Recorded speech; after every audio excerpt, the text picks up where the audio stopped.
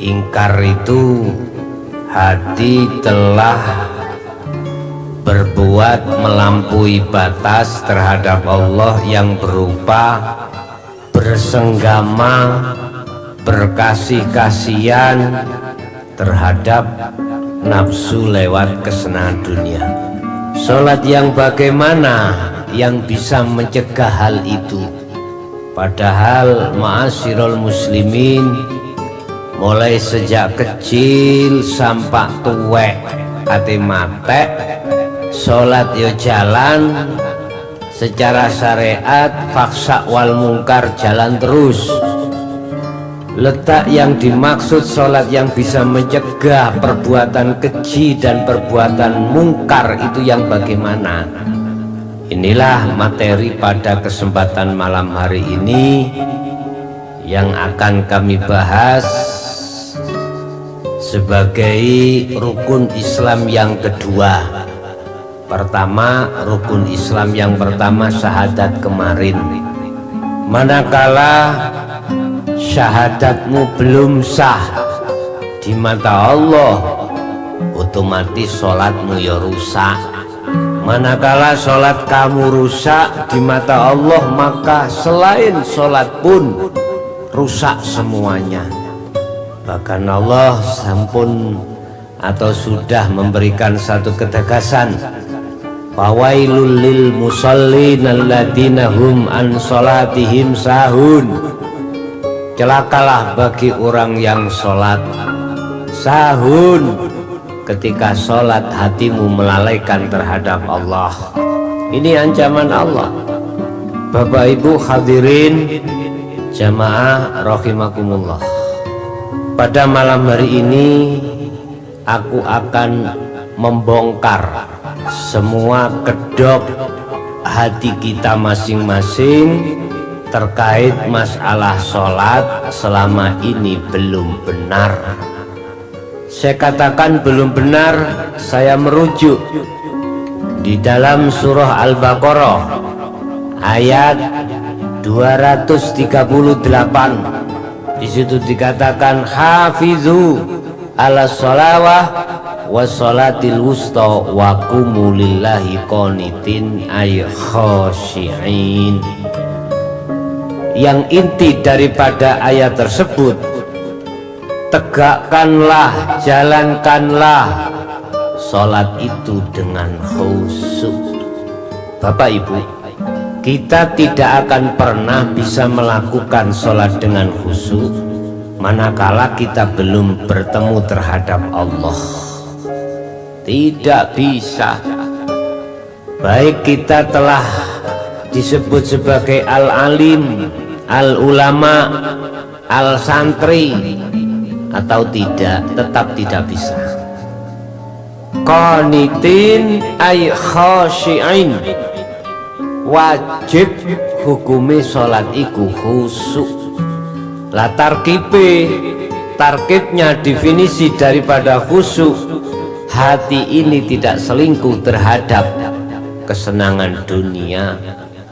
Coba ayo kita evaluasi pada diri kita masing-masing.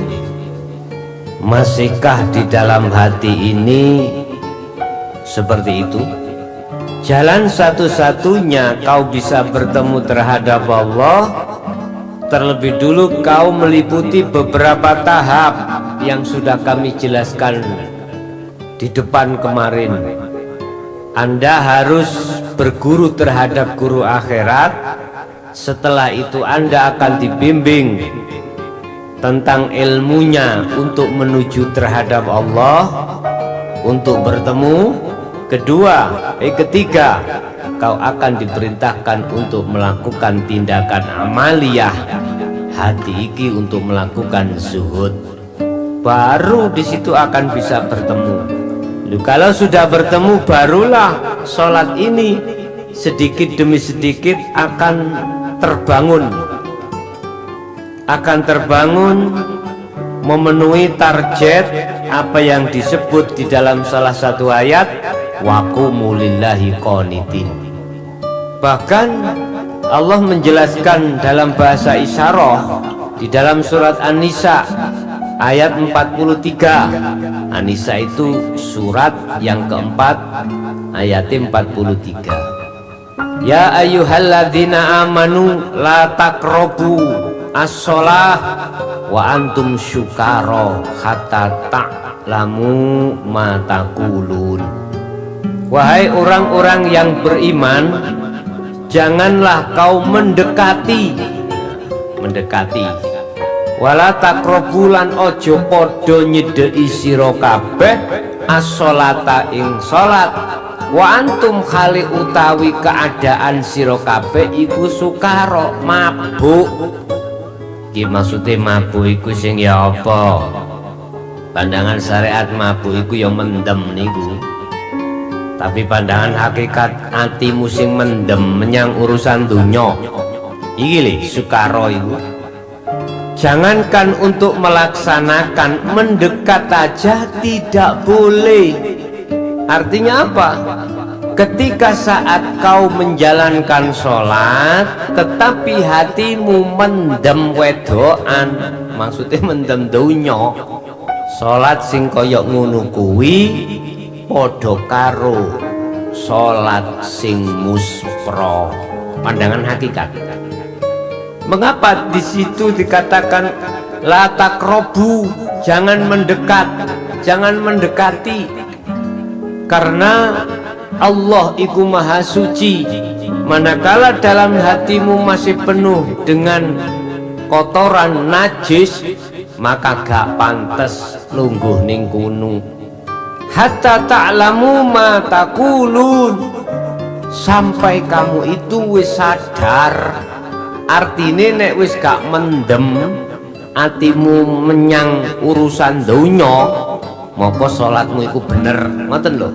Nek salatmu iku sik mendem urusan donya, kata ayat ini Allah, salatmu iku gak bener. Aku tidak melihat dari sisi fisik loh ya. Karena hakikat itu melihat dari sisi hati, bukan fisik. Nek syariat melihat dari sisi fisik. Fisiknya ketok api ya wis api mana. Tapi kalau hakikat ndelok sisi hatimu yang menghadap terhadap Allah untuk bertemu. Wala junuban illa abiri sabilin hatta taghtasilu. Manakala hatimu dalam keadaan junub, hatimu dalam keadaan berhadas, hatimu dalam keadaan al-aurat, banyak najis, itu juga tidak boleh saudara untuk mendekati sholat. Hatta taghtasilu, sehingga kau gelem mandi. Bahasa isyarah iku coramu duweni hadas besar gak oleh rek awakmu iku mlebu masjid nglakoni sholat kecuali awakmu jalan no dalan-dalane kiwa tengene gak apa-apa. Nek mlebu gak oleh, mendekat gak oleh, sampai kamu harus mandi terlebih dulu. Artinya gak pantas sholat ini dikatakan benar terhadap dirimu manakala hatimu masih mengandung hadas besar. Maksudnya hadas besar, hatimu mendem wedoan. Lagu ini mendem wedoan, request. Bapak Ibu hadirin rahimakumullah. Kalau saya bicara rukun Islam yang kedua dari sudut pandang syariat, yang disebut sholat dikawiti takbir, dibungkasi salam, dan di situ ada ilmu-ilmunya untuk dibaca. Tetapi definisi sholat miturut pandangan hakikat adalah madepe roh, madepe hati, yang disebut munajat suluk, datang Allah kepada Allah. Itulah sholat secara hakikat. Dan ini bagi ahli zuhud tidak hanya berlaku di dalam sholat secara syariat saja, tetapi di luar aktivitas sholat pun dia melakukan sholat secara hakikat.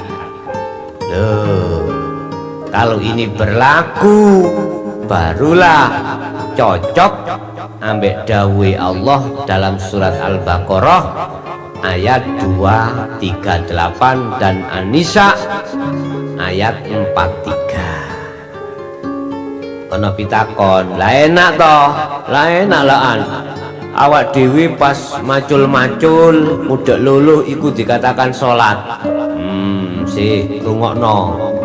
Kupingmu iku sing kokoken ya. Aja kesusalah paham.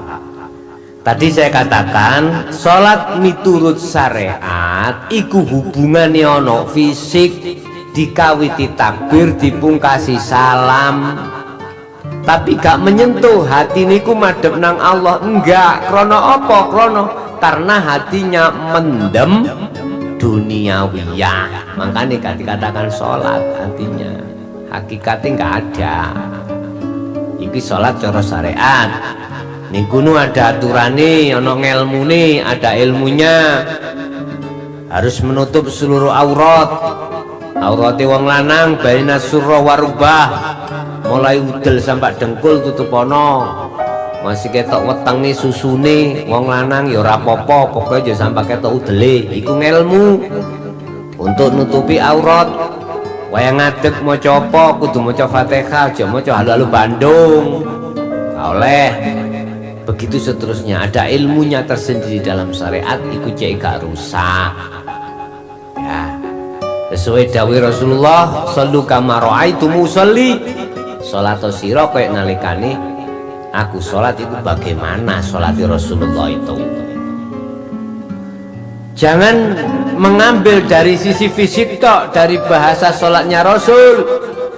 Ojo nek kau ambil syariat tok, yang ngono kuwi gampang, ngadeg rukuk sujud lungguh beres. Tapi tolong koreksi hatimu. Hatimu mabuk apa enggak? Nek mabuk lah ya terus dawuh la taqrabuha. La taqrabu as-sholata wa antum syukara. Janganlah kau dekati sholat itu kalau toh dalam keadaan hatimu mabuk menyang urusan dunia. Artinya piye?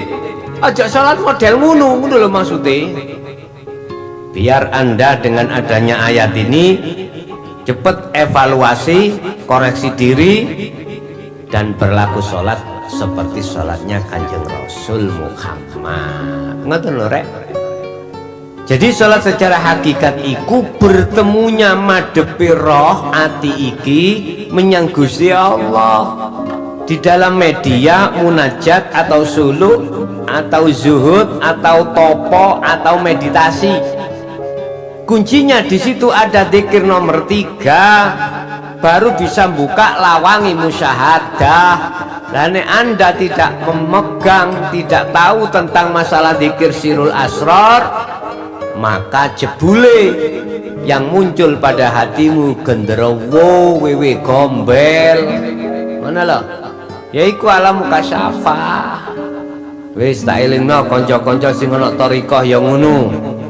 Mentoke iku mang kebanyakan iku ana zikir sir, tidak diteruskan di dalam sirul asrar. Eman-eman ya, lanjutkan. Ngaten. Bapak Ibu hadirin jamaah rahimakumullah. Para ahli syuhud ini Bapak Ibu ya, ahli syuhud, sholatnya secara hakikat ini tidak hanya bertempat di dalam sholat secara syariat saja mung 5 waktu ndak, tetapi seluruh aktivitasnya beliau itu bernilai sholat madhep ing ngersani Allah yang sesuai dengan dawuh Allah, wa ma khalaqtul jinna wal insa illa liya'budun. Hanya disuruh madhep, disuruh nyembah. Lha iki lho. Nek ora eneng dasarane hakikat nuju makrifat ya ora bisa, tidak bisa Anda melakukan sholat seperti sholat Rasulullah. Makanya sholatnya Rasulullah itu sholatnya syariat menjadi hakikat. Artinya tidak hanya secara syar'i tapi juga secara hakiki dalam rangka makrifat nang Allah. Itulah dikatakan sholat. Nek sholat sampai terjemahkan hanya fisik jungkar-jungkir ngadeg rukuk sujud lungguh tok, anak TK bisa gitu itu. Tolong sampean rungokno kupingmu ya. Merungokno biar ada perubahan mental hatimu terhadap Allah. Jadi mindsetmu itu loh, jangan kau biarkan seperti karakter yang seperti itu saja. Biar ada perubahan. Mungkin kalau saya boleh berpendapat, adanya Allah memberikan satu musibah apapun termasuk wabah ini, itu tidak terlepas dari kita sebagai hamba yang sholatnya itu mang jatuh olahraga tok, orang mikir hati bagaimana pada Allah. Itu sebagai alasan, salah satu alasan Allah akan memberikan musibah terhadap satu kaum.